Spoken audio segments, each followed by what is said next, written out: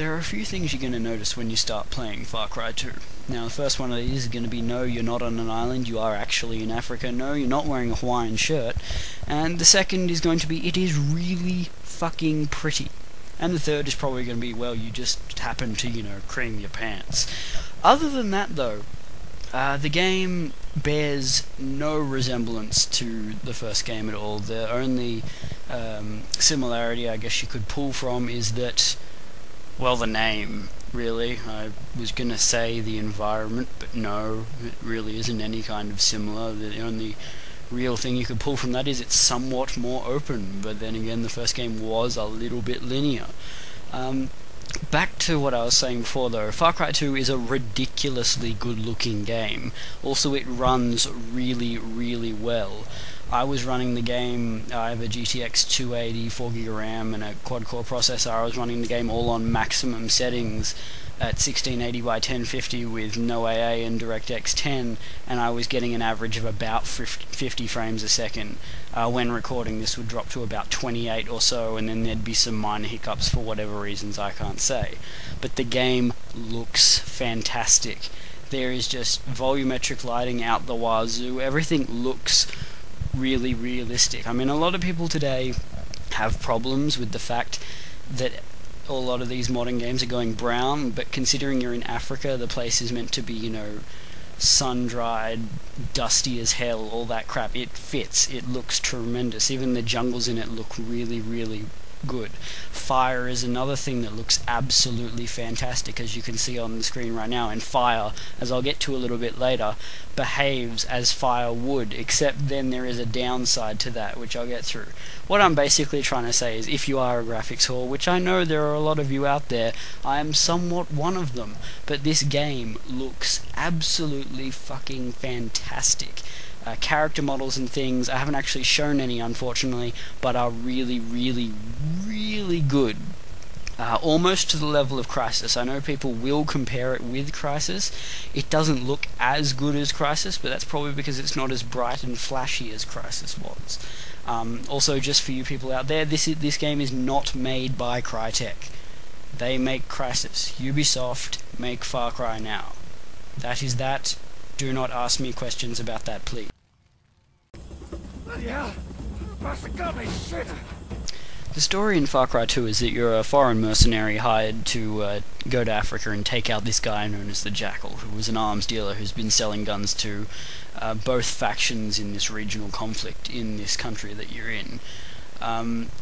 It's okay in terms of a story, but the weird part about it is what you have to do to drive it along. Now, like any game with factions and stuff, obviously you do work for them to progress the story.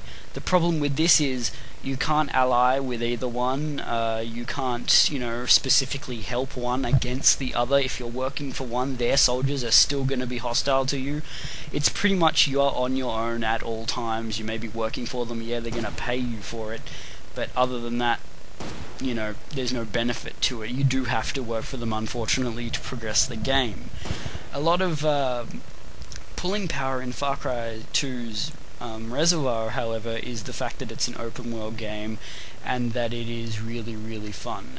This does not disappoint. The game, when everything is clicking, is ridiculously fun.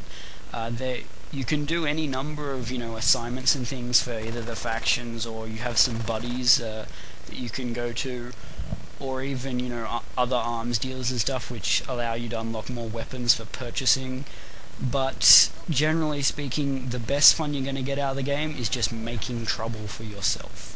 So you're going to be driving around and there's a checkpoint and you figure, well, I'm just going to decide to waltz in here and blow this shit up, because that's what you want to do. And trust me, if you have this mentality where you just want to go at it, it is really, really fun. The actual gameplay itself, I will tell anyone who is disinterested if they've just started playing the game and they don't like it that much, it does get a lot better as you progress the story. Which is unfortunate because the story is sort of weak and it had potential to be excellent. Another great thing about Far Cry 2 is that the game never pulls you out of first person. You're always in first person no matter what you're doing. So let's say you're going to open a briefcase to find some diamonds, like on the screen now. always in first person. You're going to heal your wounds, always in first person. You're going to fix a truck, always in first person. I can't stress it enough. Also, that's another thing in the game. Weapons and things and vehicles degrade over time. However, this happens a bit too quickly. You'll often find that if you go get a brand new gun, it's just going to blow up after about an hour of combat. And then any gun that you pick up off the ground is going to be already 3/4 degraded. So that's going to go in about 25 minutes. It's really just kind of odd. I think they should have slowed it down, but then again you can see how that works.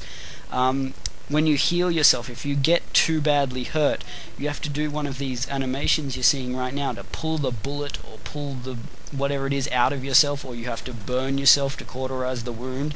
If you get people with the machete, you slice them up the stomach and then stab them. It's really, really graphic. I fucking had it with this cunt that runs this place. Far Cry 2, like any new release game, has got its fair share of bugs and glitches and stuff. Now, most of these don't really matter, but there are some that are a little bit annoying. Sometimes vehicles and things will get stuck in the environment for no apparent reason other than just, they got run into there. Other times, objects, even some characters will just hover in mid-air and not even notice you if you're shooting at them. There are some other problems as well. Well, not really problems, just game design issues. The fact that the world is so large, but there is the only form of quick travel system there is the bus stops, which are only located in each corner of the map and one in the center, which is really not sufficient if you need to get from A to B and don't want to have to drive or run there.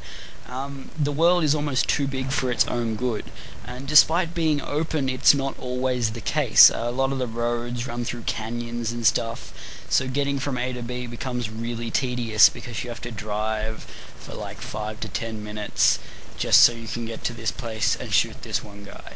It's quite annoying. They've kind of reduced the hassle with that though, because if you have an objective or you do a mission for a faction, you are paid up front always, which doesn't really make much sense, but then again I guess it fits to the game.